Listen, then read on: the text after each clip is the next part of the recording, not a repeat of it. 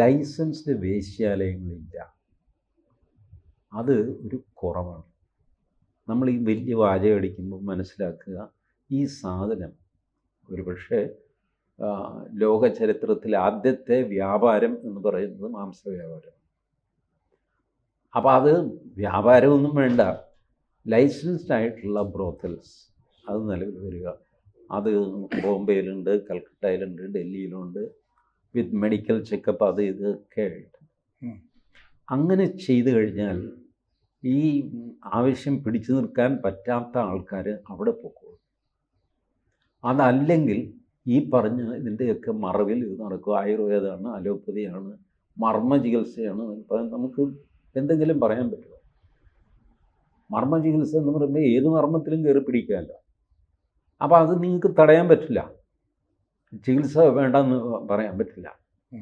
ചികിത്സയുടെ പേരിൽ മറ്റു കാര്യങ്ങളൊക്കെ നടക്കുന്നത് ഈ സൗകര്യം ഇല്ലാഞ്ഞിട്ടാണ്. അതുകൊണ്ട് ഇപ്പോൾ ബോംബെയിലൊക്കെ മെഡിക്കൽ ചെക്കപ്പ്, അവർക്ക് റെഗുലറായിട്ട് മെഡിക്കൽ ചെക്കപ്പ് ഉണ്ട്. ഇത് നിയമവിരുദ്ധമല്ല. ആളുകളുടെ ഒരു ധാരണയുണ്ട് വ്യഭിചാരം നിയമവിരുദ്ധമാണ്. അങ്ങനെയല്ല. ഇമ്മോറൽ ട്രാഫിക്കാണ് നിയമവിരുദ്ധം. അതായത് വ്യഭിചാരം, ഒരു സ്ത്രീ ഒരു പുരുഷനെ വിളിക്കുന്നു, അയാളുടെ നിന്ന് പൈസയും മേടിക്കുന്നു, ഇത് നിയമവിധേയമാണ്, വിരുദ്ധമല്ല.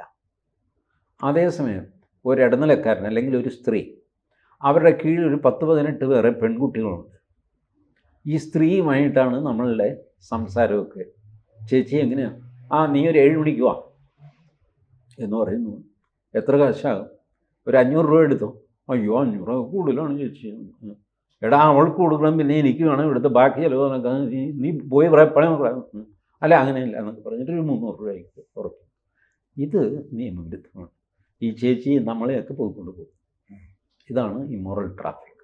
അതല്ലാതെ ഒരു സ്ത്രീ സ്വമേധയാ ഒരു പുരുഷനെ സ്വീകരിക്കുകയും അയാളുടെ നിന്ന് കാശ് വാങ്ങിച്ചു കഴിഞ്ഞാൽ അത് കുറ്റമല്ല.